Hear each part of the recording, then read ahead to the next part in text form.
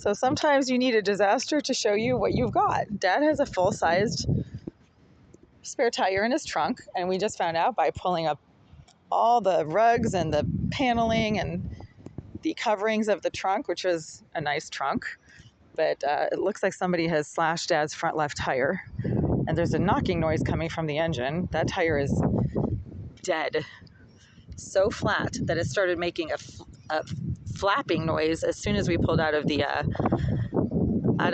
parking spot a little farther down there in the IKEA parking lot. It was about an hour ago at 5:15, and that tire was perfectly fine when we drove over here from farther down the road. I'm making a video.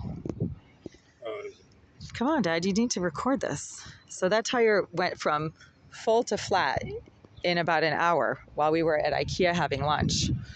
We pulled into the parking lot shortly after 3:45 p.m.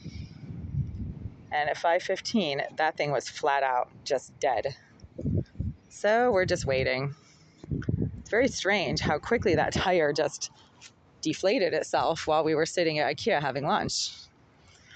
It is now so flat that when Dad tried to pull out of the parking spot, it immediately started making a knocking noise. And there's also a knocking noise coming from the engine. That just started happening now too. Very weird. It's almost like while we were at IKEA, somebody was messing with Dad's car. We don't know. So at least now we know there's a full-size functioning spare tire in Dad's trunk. That's good to know. Because we thought it was a donut, and it's not a donut. So yeah, I mean, healthy tires don't suddenly deflate within an hour. And again, because we drove all over the place this afternoon and the tire was perfectly fine, even when we pulled into the IKEA parking lot just farther down that way at right around 4 o'clock, the tire was fine. There was no knocking noises, no flapping or slapping noises from the tire. The car was in perfect working order. Then we come back out of IKEA at 5:15, and this tire is so flat that it was making a smacking noise because it was so flat that as soon as we pulled out, the rubber of the tire started hitting the road because the tire was completely flat. They happened within an hour and 15 minutes approximately. That's just very strange.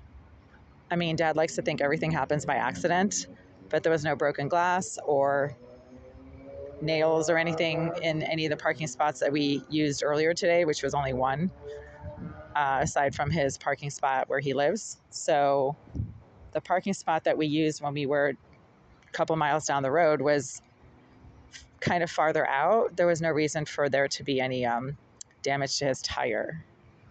It wasn't near any other vehicles, and there wasn't any broken glass or nails all over the road at that location either.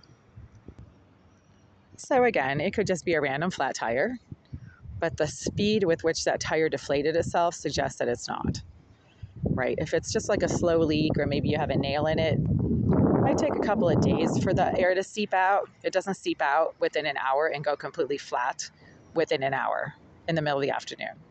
It's not even that hot. It's like 75 degrees. So it's not like it's too hot and the tires are just melting to the road or something. But again, the good thing is that we know he has a full-size spare tire in his trunk. And I figured this out after pulling up the rug and the board from this trunk and found this fabulous, intact, ready to go spare tire. Spare tire, not flat tire. My bad. So unfortunately, Dad had a 6 o'clock p.m. medical appointment at Yale New Haven Hospital that he is now going to have to miss because it is right around 6:05 p.m. on Thursday, July 25th. And again, this flat tire happened within an hour while we were inside at IKEA having lunch.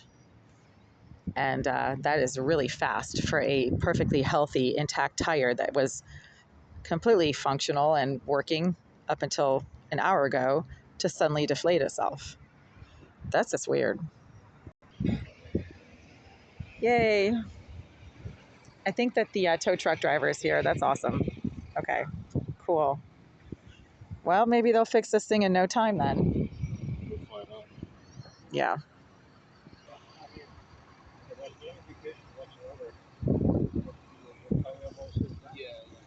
Yeah.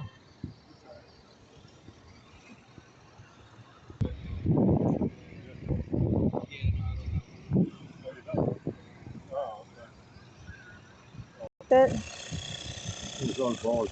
well, better than nothing. Yeah, I know. Obviously, an old tire then, Yeah. but at least it's not flat. Right. Must have just been put in the trunk for safekeeping. I can hold on to it, Dad, if you want to sit. Yeah.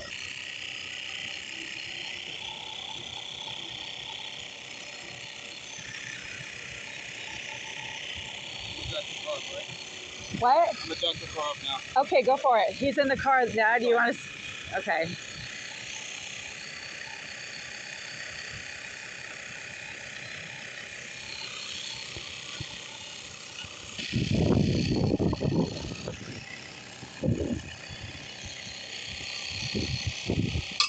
How do you know when it's full? PSI? I have to. You have a gauge. Okay, all right. So PSI pounds per square inch of the tire. Yeah. I need 32 of those. Okay.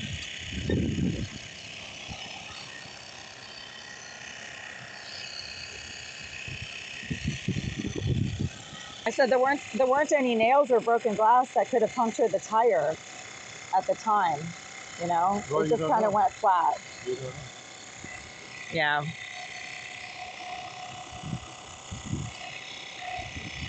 Well, that makes it a little bit easier for you, right, Al? Like you don't have to tow the car or anything. Yeah, I know. Yeah, you're right. Yeah. We'll make it 32 or something.